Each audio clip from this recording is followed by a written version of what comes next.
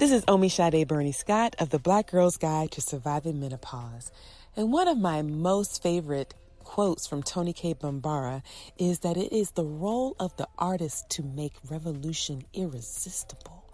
And when I think about artists and creatives who lean into that charge, who live that charge, who walk that path, Courtney Reid-Eaton quickly comes to mind. Courtney is an artist, an activist, a storyteller, a curator, a documentarian, a native New Yorker who resides in North Carolina. And we had the opportunity to sit down to talk about how our narratives and identities continue to evolve as we age. The stories that we heard as young people, the stories that we've told ourselves about who we are and what we deserve, they change, they morph. They shapeshift the same way that we do, and they invite us back to ourselves. They invite us to get to know ourselves. They invite us to put down the baggage, and they invite us to create art and stories and portals so that other people can find their stories too. I know that you're going to enjoy this episode of the Black Girl's Guide to Surviving Menopause, so sit back and relax, and we thank you for listening. My name is Omi Sade Bernie Scott, and this is the Black Girl's Guide to Surviving Menopause, introducing Courtney Reid-Eaton. Hey, Courtney. Hi, Omi. Thank you for coming and sitting with me today. And listen, for folk who are listening to this episode, Courtney brought people with her today, and they're sitting with us by our microphones. It's like our own little mini altar of different people. You want to introduce us to the people before we start our conversation? You're welcome. I brought my grandmother a button that has my grandmother's high school graduation picture on it, and her name is Maud Evelyn Peters. Nichols was her married name. And she didn't know that her name was Maud until she went to get married to my grandfather. Everybody always called her Evelyn because my great-grandmother's middle name was Maud. And so she had named her for herself. But they called her Evelyn. Yeah. So she thought her name was Evelyn. Then she went to get married and she learned that her name was Maud. So. That's hilarious. Yeah, and I really love that name. I think it's a really an ugly, beautiful name. Maud? Yeah. Absolutely. Yeah. So really do you remember that show, Maud? Yes. Be author. that show was really good. And it was also really radical because Maud had an abortion. Do you remember that? I do. It was a big deal. It was a really big deal in the 70s for this woman who was married. And also she wasn't traditionally feminine in that television show character way. Like she wore her flowy caftan things and she was like a big brassy broad. Yeah. She was a broad. Yeah. That was very cool. Yeah. Who else do we have? And my mother, Lorraine, Yvonne Nichols Reed was her married name. And this is a picture of my mother actually on my wedding day. My mother served as my person of honor, which was kind of crazy and weird, but also your matron of honor? Yeah. I couldn't pick a friend. I just couldn't decide on a friend. It just seemed too uncomfortable and weird. So I just had my mother as my matron of honor, and my sister was 8 at the time or something like that. Okay. So, I think she was 8. She was a flower girl. Yeah. Cool. That was it. And then I brought pictures of Bride Me, Courtney the Bride. Who we got married in May of 1982, and I turned 24 in September of 1982. So you were 23. So I was 23 when Ken Eaton and I got married. And I think about that a lot because both of my children are now, Hunter, my son, is quite older than that. And Iona Pearl, our daughter, is also older than that. And Hunter is married, but he's 34 years old. Iona Pearl is 25, and I think that's so young. That's so young. These are lovely. I love the baby's breath in your hair, which is so like late 70s, early 80s, right? That's It's very Minnie Riperton, right? And then the parasol, like you had a whole like Daughters of the Dust situation going on. This is really great. And then these last two fantastic headshot pictures that we have with us. We met as actors. We were both acting when we met. And so we had headshots. You had headshots. You had fantastic headshots. Y'all are beautiful. You know, it's interesting. It's like sometimes, like, I think we were just saying this. When you look at a picture of yourself and you kind of think about how you experienced yourself then, you have some kind of dysmorphia around what you looked like and how strong you felt or attractive or valuable or whatever, and then you look back, you're like, oh, like I was kind of, you were hot, Court. Hot. Like hot is the word. Hot is the word. But just my relationship to my body was so challenging then. So this is like a big tangential thing, but I started developing breasts when I was like 8. And so my mother slapped a training bra on those things so fast that there was I didn't have an opportunity really to even claim them or feel comfortable with them or get with them. Like immediately they were something that needed to be like contained and strapped down. And so my relationship to my body as a young person was just really Did she ever take you to any of those old ladies with the tape measure around their neck to get your size, to get properly sized? That's a whole ritual. Yeah, I feel like there are people I know. I mean, that happened for me when I got married, but there are people I know whose moms or their aunties took them to get sized, because not only when they started to develop, but they started to develop quickly, and it was clear that they were not going to be able to wear cheap bras.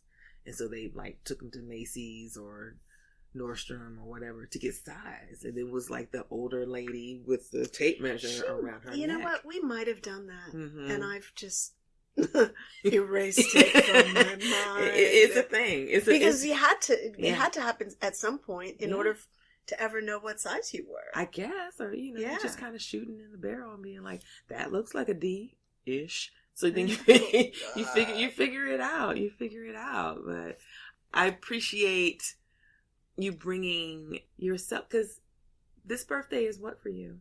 I turned 61 this past September. Yeah. So you just invited a new person into the conversation, which actually is what I was thinking about when I wanted to talk to you, because we talk so much about stories and storytelling and looking at ourselves now. There's a story that's present, but there's also an integrated story, right? And so I've been thinking about what's the story that's present for me and how all these things are integrated. But I want to start with stories, because why don't you tell people what you do? And then I also want you to think about, for not only for what you do, but who you are, why stories are important, especially our stories. So since June of 2001, I've been the exhibitions director at the Center for Documentary Studies at Duke. And that involves scheduling, sometimes curating, always installing and generating supportive programming for exhibitions of documentary work. And that's photo, moving image, sometimes narrative writing, sound.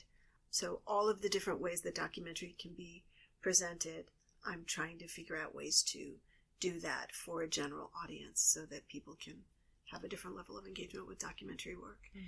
And for the past 2 years there, I've also been the creative director of a pilot program called the Documentary Diversity Project, which is about creating opportunities and pathways and networks for young people of the African diaspora, specifically in America right now. But we've had 8 emerging documentary artists over the 2 years and 3 post-MFA, Master of Fine Arts degree fellows work with us.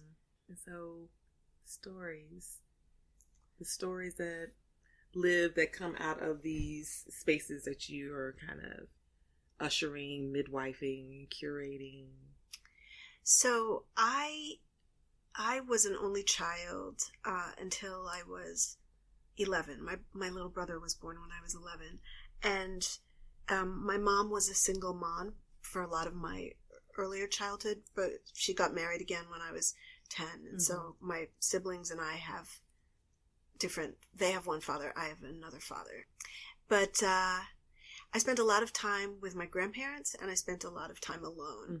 And I had tons of records that were stories, like Tubby the Tuba and Peter and the Wolf, Sleeping Beauty and Cinder, like just all kinds of records that were out at that time. So it was the early to mid 60s. And so I would just be in my room listening to stuff constantly. And I did watch a lot of television also. But my grandfather, mother's parents, definitely were day to day helped raise me. And my grandfather was an itinerant artist. Like, he was a poet. He was a musician. He also was an electrical engineer. That's what he did for his job. He did a lot, didn't he? So he did a lot. He had a whole lot going on. He had a lot going on. So my grandfather, and he was also an immigrant, so my grandfather told the story that I learned from him was that when he was 15, his mother had died, his baby sister had died, his older brother had left the year before. My grandfather was from St. Kitts, from the island of St. Kitts, and his brother had left the year before to come to the United States, and so when he was 15, he just decided he was going to come to the United States and find his father and live with his father. He knew his father, and his father was a merchant marine, is what he told us. And so he stowed away on a merchant marine ship and got to New York and got to Harlem and lived with his family. So, I mean, I grew up with epic stories like that. Or my grandmother's family, her parents also came to the United States from St. Kitts, where they proceeded to extend their family to 10 children. So they had 10 children. And then my great-grandfather disappeared. And there was a story that he wanted to go back to St. Kitts and she didn't. And so he left, and he left her here with 10 children. My grandmother was the next to the youngest. But then over the past few years, I've talked to older cousins, and I'd asked my mother about it before she passed, and she was like, I never heard that. I don't know what you're talking about. So I don't know if I made that story up or if I overheard some weird things. And I spent a lot of time with grown-ups. I spent a lot of time around grown-ups. And so I was always doing a lot of listening. And so I loved stories. And when I came in, I was talking about secrets and not secrets and like things that I was told that were bizarre and random and that I didn't really know what to do with. So one of those things was when I was 11, my mother sat me down in the kitchen and said, so when you were born, your father and I were not married. And then we got married when you were 2 years old. And when you were born and we weren't married, the uncles, her uncles, my great uncles, were very angry and they didn't come to your baptism. Like, that was pretty much, that was it. That was like the whole story. And then she was like, okay, go play. Yeah. Then like, you know, go on then. And I guess she told me because she didn't want it to come up in some... Yeah, and you'd be thrown off by it. And me feel a type of way about it. But in fact, I did feel a type of way about it because I was like, what does this mean? And then you were like 10 or 11. Yeah. So then then you get to create a whole other story around this story. Precisely. Right? You're like, well, I'm going to like take it to a whole another level because I'm a kid, and it's just like I have questions. But you also, I don't know if you felt like this as a kid.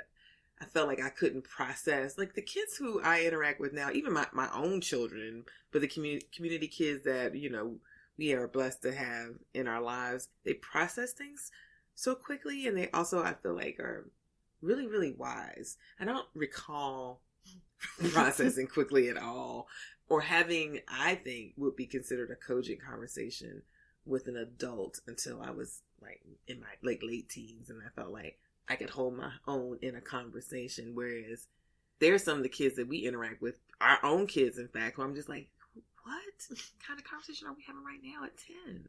Like, I feel like if you had said that to Taj or to Iota, they would have been like, well, I have questions. Mm-hmm.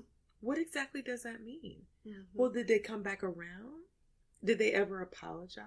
And there would be so many more questions involved in that story. Well, I think our generation of parents encourage questions. Mm-hmm.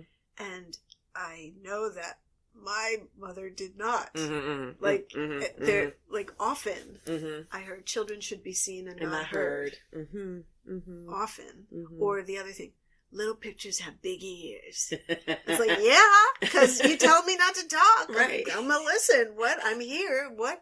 I used to get put out the kitchen on a regular basis because I would get real quiet. And then my mom and her girlfriends would be like, get out of the kitchen. You'd be like, oh, damn, foiled again.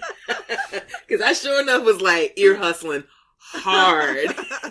And we also had lots of cousins. And so we had older cousins who, like, if I ear hustled enough information, I could go to an older cousin who would either be like, that's none of your business, or like, yeah, so here's the real deal. But anyway, Mm-hmm. But I think that's, you're saying this, that makes me think that I think that that's how healing happens. Mm. Like, when you can repeat the story and give yourself time to process the story, you can understand the story in different ways, or parts of the story that may have felt traumatic or painful to you, you can convert into some kind of power.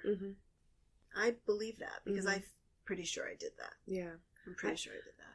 I was thinking the other day about some of the stories that my mom shared with me, probably in that last 2 years of her life, that I wish I had known as a teenager.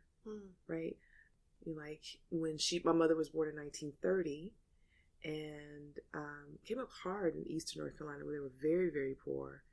And she was separated from her mother and her younger brother after her dad died, because it was during the Depression, and also it was like that period between the Depression and World War II, and everybody's struggling. Everybody's like really trying to like do the best they can to feed the mouths that are already at the table, let alone take on more mouths, because my grandfather had passed away and my grandmother had polio, so she couldn't work. And so the story that my mother shared with me in the last couple of years of her life really started to help me understand her fixation on us staying together, like us being a team, us not being separated from each other, her real, I don't know, doubling down on no matter what the family kind of like constellation looks like, we're all family. So she was not the person to do, that's your half brother, that's your half sister. She was like, we are not here for none of that shit. And it made sense to me, because I can imagine, which she didn't confirm, but this is the story that I get to create now, is that people made distinctions. They were like, well, that's Irma, which was my grandmother, and Mary, which was my mom, and Coley, which was my uncle. Those are your cousins, or that's their kin. Sometimes you don't even know how you're related. They're kin and they're staying with us for a little while, but that's not your sister. I don't know if that happened. It may have happened. I do know that as a kid growing up, she was very adamant, and we have a blended family of being like, that's your brother, that's your sister. That's it. I don't want to hear anything else out your mouth. And I was like, oh, okay, cool. And now, as I'm sharing some of the stories of our family with Taj, and the same thing I did with Che, I feel like I have become like our family docent. You know, where it's like, I get to invite, you come into my home and there are these altars that are in here, these shrines that are representative of our family, our ancestor shrine. And I feel like our ancestral docent. There are times when I'm introducing Taj to a particular person or an artifact that's a part of who we are. I remember that video of you sharing those earrings with him. Oh my gosh. That was so beautiful. And he's totally into it. He's just like, these belong to my great-great-grandmother. Like, how do you even have these? I'm like, because they are in our family. And he's like, these are valuables. I'm like, they are valuables.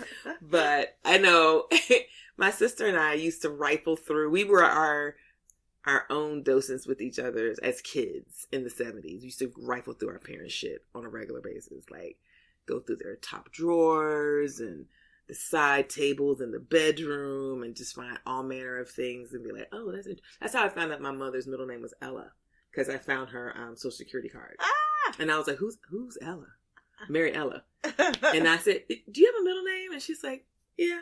I said, is it Ella? And then she was like, how did you find that out? I was like, but you get to be the docent of your own story in some ways, right? You get to reintroduce yourself or reimagine yourself in ways, and that gets shared out, which is why we wanted to do these conversations with Black women who are older so we could tell our own stories. I just don't feel like there's enough like intentional space for our stories to be told either in retrospective or in first person, like what's happening right now. I don't know how you feel about that. That's so one of the things that came along with my family structure, because I was so close to my grandparents and like literally like they gave me breakfast every day. Even though we lived in Harlem, my grandfather had a car, so he drove me to school every day. And my mother, because she was voraciously aspirational, I did not go to a Harlem neighborhood school. I went to school on the Upper West Side.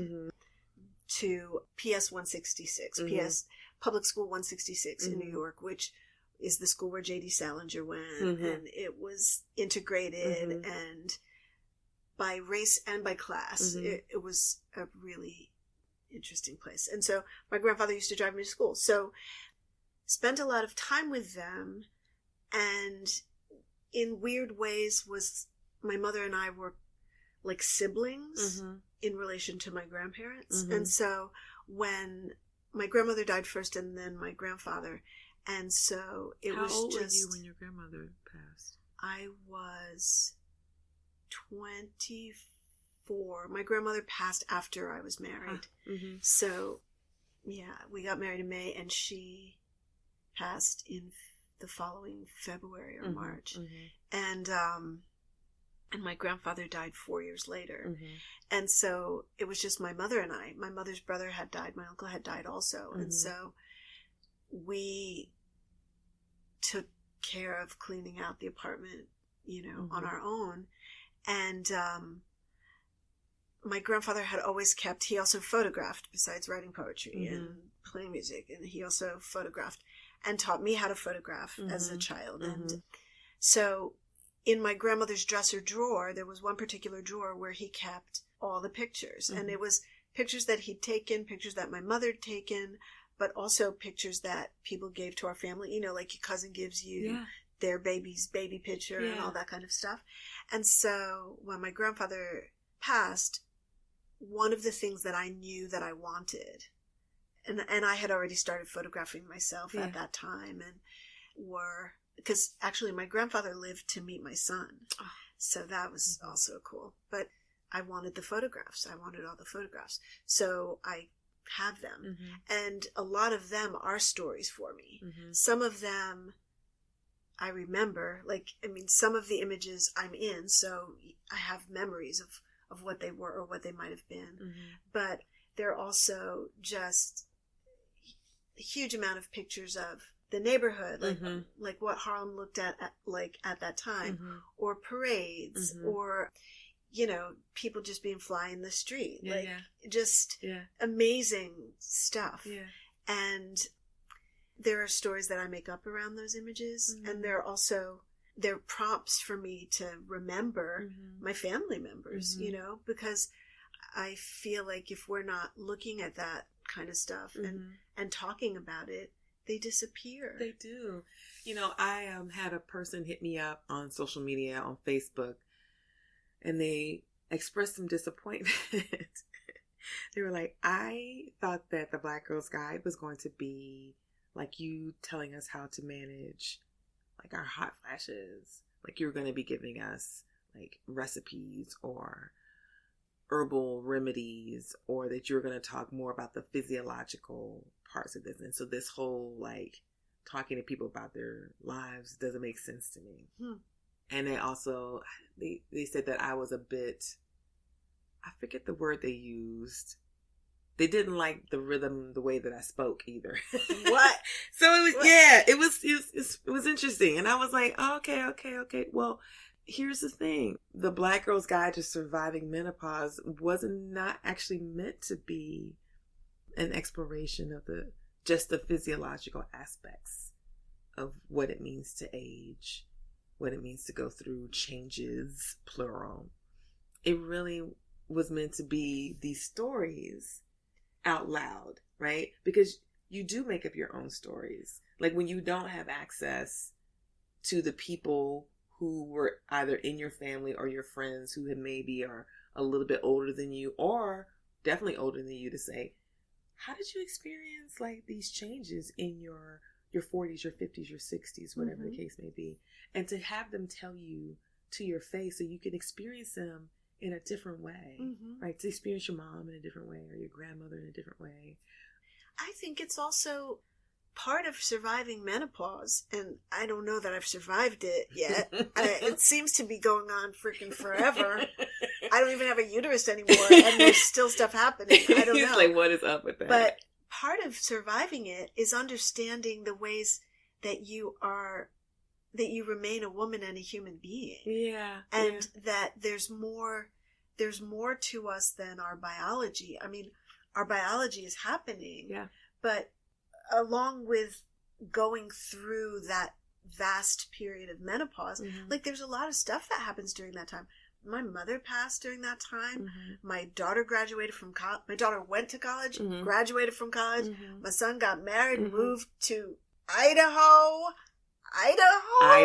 Like you know, all kinds of things have happened over that time that contribute to how I'm continuing to evolve as a person and a woman. Yeah. And that I have to negotiate all of these things that are happening in my mind and my body as these other things are happening in my life. Like, so it's a holistic It was thing. really interesting. She's like, what are you talking about? And it was a pretty passionate response of a pushback to be like, that's not what I need.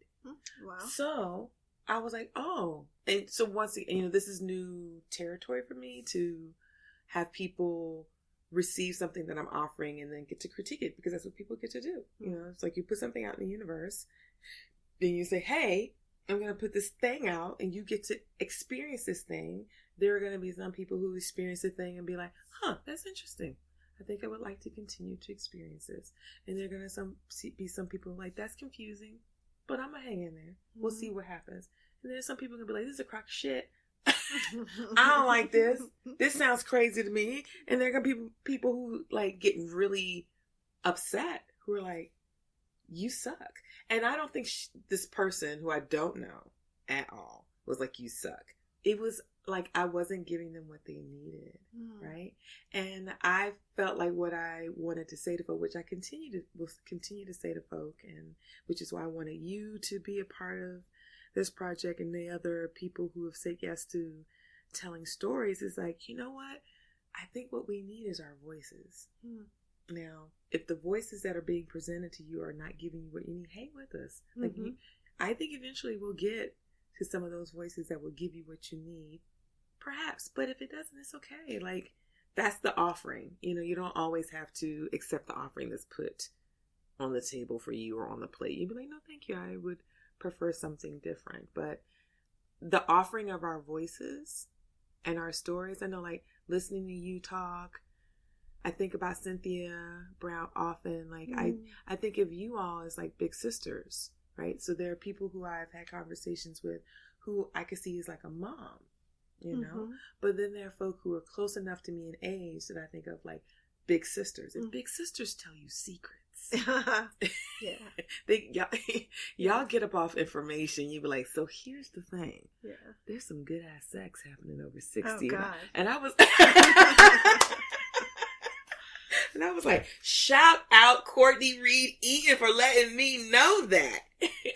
That's an incredible thing. I mean, that's the thing about the formulaicness of, okay, here's a guide, here's how you go. Because if you listen to all of the, I don't know, if you read all the literature and do all the listening, or my daughter works in a sex toy store. So she sells sex toys. They've got every kind of lubricant you could ever want to imagine, and like all different kinds of stuff.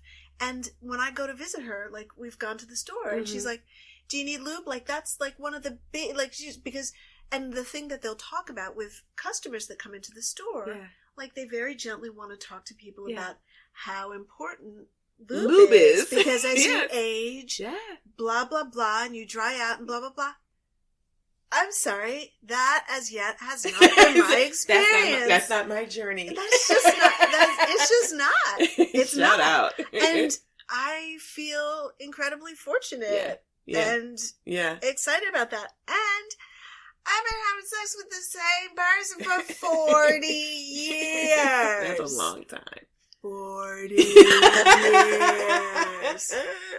And in a lot of ways, it's better than it's ever been. And I mean, yeah, we were hot. We actually were hot when we were young, and we had sex a lot. Like when we were first together, he was like, I think we should have sex every other day, or so, like, you know, it was just like ridiculous stuff like that. And maybe it's not as often now, but it's so much better. It's such a different, it's like, really has reached like a particular level of communication between us that is different. I saw, do you follow Afrosexology on Instagram? Only when you repost something. So they recently posted this wheel of pleasure. Did you see that? I saw that. And I was like, oh, okay. And it was all of the things that you can put on your, because you get to create your own wheel. It was like a template. He's like, here's a template of a wheel of pleasure. And there were different things that were up there, like cuddling or fingering or kissing or taking a bath together or taking a nap together or whatever. And it was like, there are things that you can experience pleasure that have nothing to do with penetration, right? And so you get to decide what's on your wheel. And I was like, this is fascinating. I would love to figure out like a wheel template to have some conversations with some older Black women and be like, what's on your wheel? Because I also want to like, do you got a wheel, right? like you can choose. You can choose. You can absolutely choose. And to have that, if it's not already present with folk, to help people reimagine that being present. Or if it's not been present before, to be like, you actually get to start some new stuff. Right now. You don't have to like be like, well, that this ship is has the way passed. we've always done it. This is the way we've always done it. If we can't do it like that, then we're not going to do it anymore. We're not going to do it. It's a wrap. It's a wrap. And I was like, I don't want that to be the case for myself, and I certainly don't want that to be the case for other people. And so I did feel like it was critical for me, for my own well-being and happiness and health, to talk to other people who I look at and say, I see myself in you and can trust what you're saying to me. Yeah. So I think of that as a conversation that is relative to conversations around quality of life. Just because you're alive, that doesn't mean you're living, you know? There are ways to be alive and not really live. And I think it's the same with sexuality, with sexual relationships. Those, you can just have sex and it can be like rudimentary and like standard, or you can really like have pleasure, like and enjoy communicating with this other person through your bodies. Yeah, quality of life is really important. It's a big deal. It's a big deal. I think my cousin said to me the other day that she doesn't say goodbye to people anymore. And she hasn't done it in a long time. She says, I'll see you later. Or I'll see you soon. But she doesn't say goodbye. She said, I'm wondering why I started doing that. And I was like, well, I know for me, I shifted from saying, okay, bye, to being like, I see you soon, or I see you later. It was like when time became even more real to me. It's like, you know what? Don't say goodbye. And then, I don't know if I felt like there was power in the goodbye that would usher someone into the realm of the ancestors, which is like a really powerful thing to be like, my mouth could usher you into that. But I wanted to be able to not have that be a part of that person's destiny. So it's like, and I'm thinking about that now. It's not like I've been actively thinking about it. It's just like recently we literally had this conversation in the last 24 hours. So why do we say so long? Why do we say I'll see you soon as opposed to goodbye? And I just think that as you become more in touch with your own mortality, like the way that you interact with people, the way you greet people, the way you send people off, the way you extend yourself just feels different. Has that felt different? I'll say. I've been saying this a lot, and it makes people really uncomfortable, but sorry, like, this is very real for me. I'm 61 and change years old, and my grandmother died when she was 68, and my paternal grandmother died when she was 94. So I was thinking, on the outside I got 82. Well, that's 20 years away. And 20 years, I mean, my daughter was born yesterday, and now she's 25. Yeah. I have much less time ahead of me than I have passed through. And I don't have it to waste. I'm not interested in wasting it. I'm not interested in pleasing people anymore. I'm not interested in shallow friendships. Like, I just don't have time for that. I don't. I really want to do the things that are important to me, be with people that are important to me, have really full conversations, because this is all real, and it's all going to be over soon. So, you called out Cynthia's name, and her birthday was 2 weeks after mine. We were born the same year. Maybe it might have been a week. Her birthday is the 8th, and mine's the 28th of September. So I don't know. Whatever the math is, we were very close in age. And, she's an ancestor. Yeah. I think about that a lot. So, it's important for us to really make choices for ourselves and not just let life happen to us. I was wondering if you think about how you have shape-shifted from that 23-year-old Courtney who...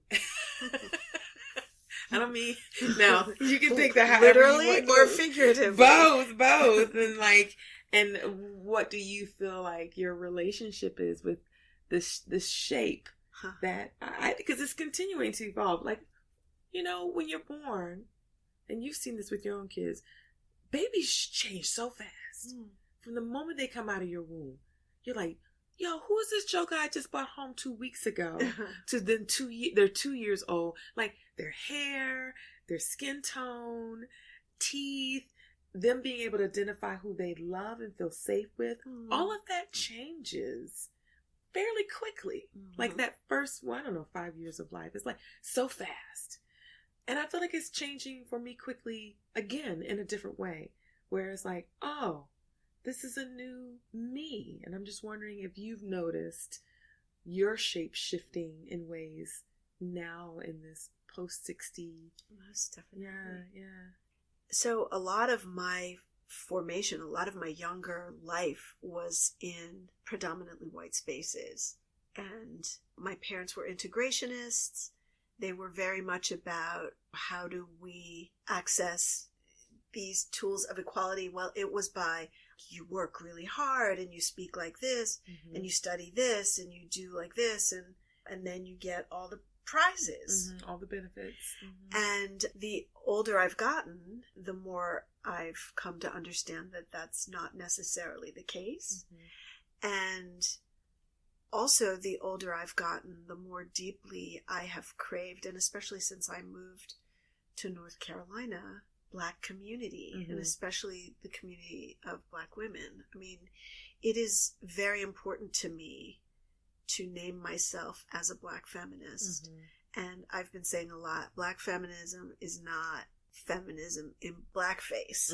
Like, it is a whole thing. It's a whole ass thing. Yeah, that means that means that, you know, I'm striving to be in solidarity and right relationship with Black trans women because I know that when they are free, I will be free. That's right. And so I work for their freedom. That's right. So this Courtney, as a 23-year-old, as a 25-year-old, I was involved in housing justice work, and we had a sweat equity co-op. That's where I lived in New York, did a lot of physical work, construction work, ran the boiler, like, was on boards, protested in the streets, screamed at Ed Koch, blah, blah, blah. There are things about that life that are still present in this life. And in fact, I feel like in some ways I'm returning to some of that. But then there are other things that are new. Like, I really am not interested in being respectable. I really do not give a flying fuck. I have a hard time keeping myself from saying whatever it is I feel like I need to say, even though I know it's not always politic. But sometimes I just feel like I'm almost 62 years old. I get to say what I want. Like, and if people don't like it, that's okay. Yeah. Keep it moving. Yeah. Like, we don't have to waste each other's time. We don't. Like, if we can't be real, then we don't need to be. Let's find your person. That's right. And I'll find mine. I might not be your person, and that's okay. That's okay. I guess it's kind of like my response to the sister who did that. I was like, I might not be your person, sis. Exactly. And find your people. Yeah. Y'all are my people. I knew that when this happened, and this was going to continue to happen, that I would find my people. But I wanted to start first with folk where I was clear are my people. I know you're my people. I know that the folk who are working with me behind the scenes are my people. And so I'm very clear you're going to journey with me. And that the new people will be like, oh, I think we're people. And you're like, oh shit, I think we are. And we'll find our ways together. But I'm not interested in extractive relationships or transactional relationships. I'm not interested in people who want to collaborate with me or partner with me because it's going to benefit them, not because we can build something together. Like, can we build something different and new? We're kind of coming to the end of our conversation, and so in 2020, as a team, I'm going to be working with folk to put together a physical guide to figure out what that's going to look like, and it'll be available for purchase. So our goal with this tangible guide is to get it out in 2021. So we're spending 2020 kind of excavating all the juicy bits that can go into this guide. And one of the juicy bits is that each person who does an episode gets to make an offering. Ooh. So you, Courtney, get to make an offering that will live in the guide somewhere. We just got to figure out where to live, but it'll live there. Awesome. So. Like, and any kind of offering, like an image offering, a text offering, a recipe. Yes.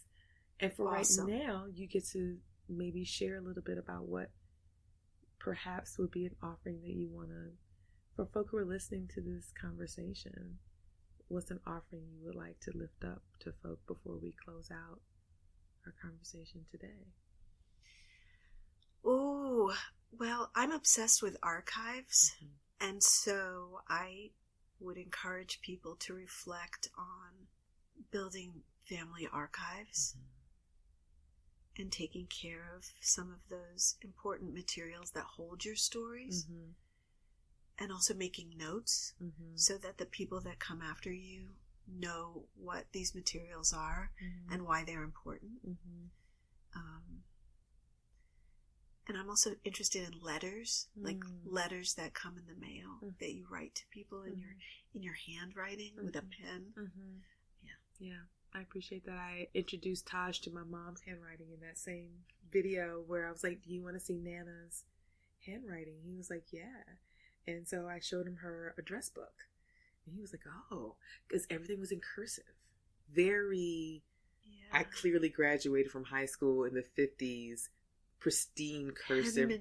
Penmanship. Yes. And so, yes, the returning back to you get to be a docent for your family in this thing that's not a piece of artwork that you're not attached to, but it's the artwork of your family. And it's very personal and beautiful. So, yeah, I want to thank you. Thank you. For being a part of this episode today and of this canon that is being created for Black women as we navigate and negotiate this journey in this lifetime. So I appreciate you. Thank you.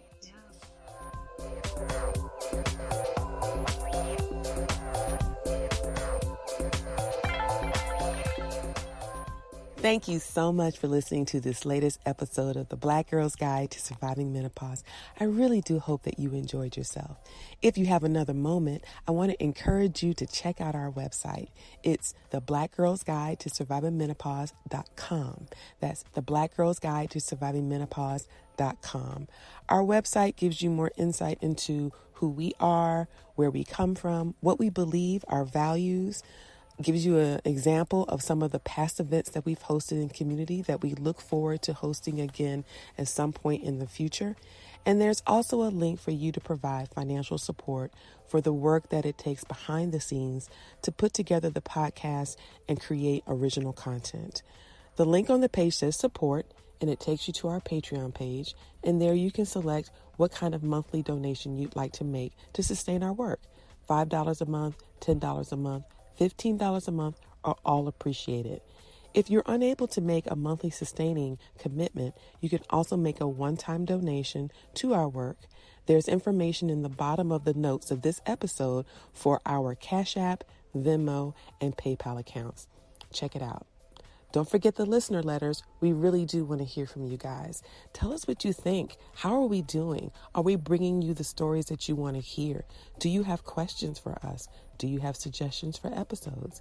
Send us an email to decolonizingthecrone@gmail.com. That's decolonizingthecrone@gmail.com.